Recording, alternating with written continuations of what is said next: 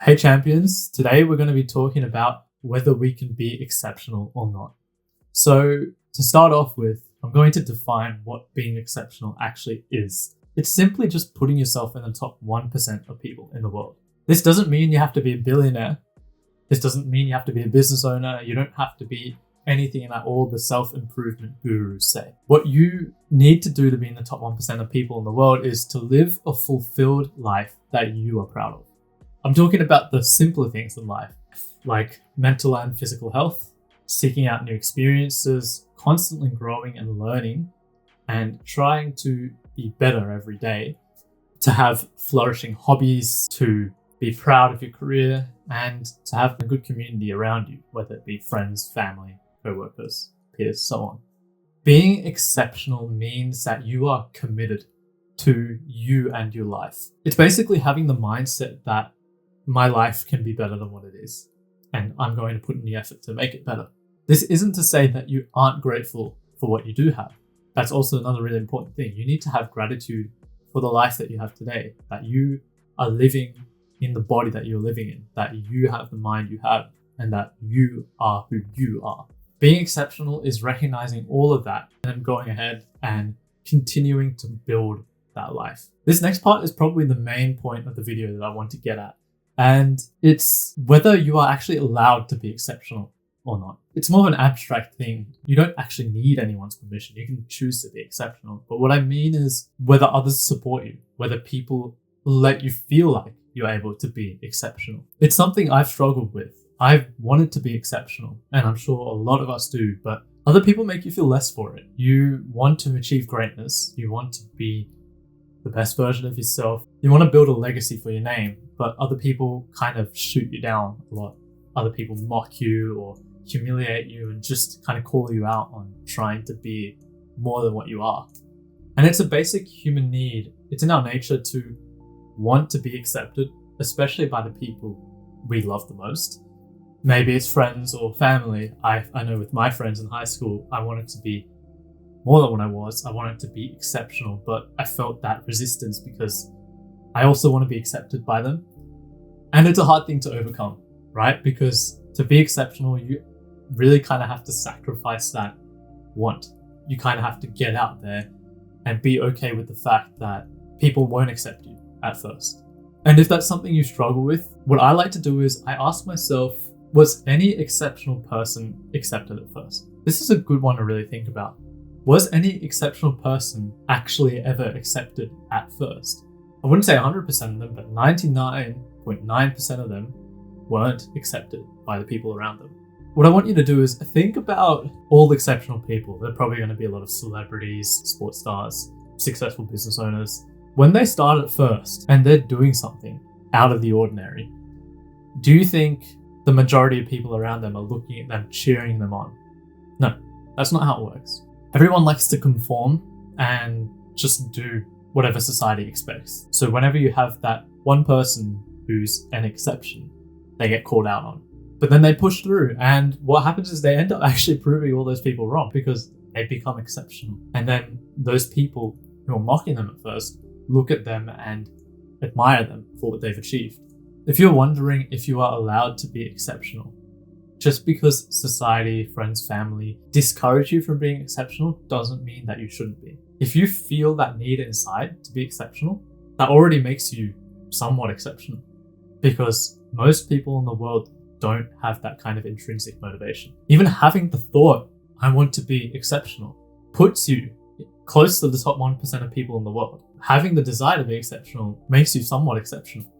And all you have to do to follow through on that is reframe your mindset. And you need to tell yourself, say it out loud if you want, I'm meant to be exceptional. I am meant to be exceptional. That is what every exceptional person has done. When they doubted themselves, because doubt comes in when you're trying to be exceptional and you're getting shot down over and over. That affirmation, that reassurance, that self-reassurance is what keeps you going. And then it becomes a core belief. What does it take to be exceptional? Because now you have the desire to be exceptional. Now you have overcome that fear of rejection and judgment from society and all the people that surround you in your life. You've made peace with the fact that people are going to mock you, humiliate you, make you feel lesser for wanting to be unique and different. As I already said, the fact that you even thought that you want to be exceptional, that you want to be better than the average person, that is the gateway into being an exceptional person. That is the first step. The first step is you want to have that desire. And then the second thing is, once you have that desire, the first question you ask yourself is, do I have what it takes to be exceptional? Maybe you look at football star Cristiano Ronaldo and you're like, can I ever be like that? How can I be like that? Or some celebrity, maybe some famous content creator, and you think to yourself, how am I ever going to be like that? Here's the simplified truth, and you probably already know this, but I'm going to say it out so you can comprehend it again. Everyone started from square one. Everyone started from square one. All these people, like Ronaldo, for example, he wasn't born into a rich family. He wasn't born into a family of successful footballers. All these content creators, they weren't born into famous families. They had to work to get popular and grow their brand, their personal brand on their own. So I'm going to say this. You can be exceptional. That's the first obstacle, the first and probably only one that really gets people down, that really distinguishes between those who are capable of being a champion and those who are not. Because once you overcome that doubt, all there is to just perform. You just need to do what you do to be in the top 1% of people in the world. I think a lot of the time we feel like we don't have what it takes because we aren't living an exceptional lifestyle to begin with. We're not rich. We're not popular. We may not be the smartest person in the room or the strongest. We may be just purely mediocre. And the fact is, everyone starts there. Everyone starts there. And you just want to keep reminding yourself that I am meant to be exceptional. I promise you, if you believe, like properly believe, not delusionally tell yourself, but genuinely feel that you are exceptional and that you can be exceptional, then nothing actually is going to end up stopping you. You are going to become an exceptional human being just because you keep pushing yourself to be. Your past does not define what your future is.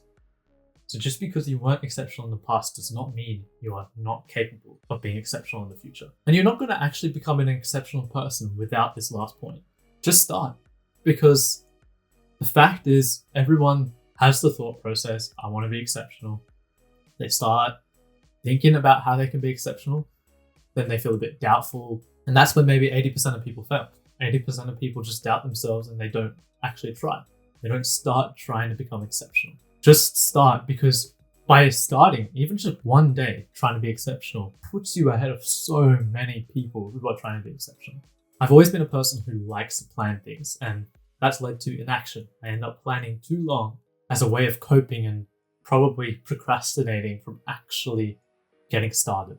In high school, for example, I wanted to be exceptional, and before I did, I was planning this whole thing, right? This whole month, I'm going to study these topics, these subjects on these weeks, these days. What happens is you just crowd your mind too much. And when you bring awareness to the fact that I'm not actually doing anything, it's like unproductive productivity because you're not really doing anything. Maybe if you take 5-10 minutes to plan something and you actually execute that plan, then it's different, because sometimes you do need a plan.